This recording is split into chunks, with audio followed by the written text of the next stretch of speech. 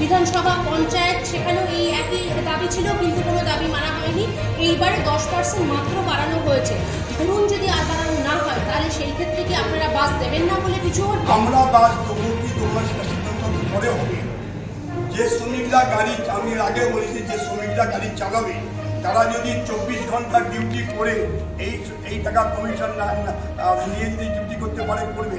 তারা ইতিমধ্যেই তারা আওয়াজ তুলেছে যে আমাদের পক্ষে 24 ঘন্টা ডিউটি করে এই টাকা কমিশনে চলবে না। এর থেকে অনেক বেশি আমরা যখন রুটে বাস চালাই অনেক বেশি পাই এবং নিরাপত্তা অনেক বেশি থাকে আমাকে। আমি সকাল 6টায় আসি, রাত 10টায় বাড়ি যাই, আর এখানে সব সকাল 6টা থেকে তার পরের দিন 6টা পর্যন্ত আমাকে জঙ্গলের মাঠে ময়দানে আমাকে ডিউটি করতে হবে এবং এর ড্রাইভার কেন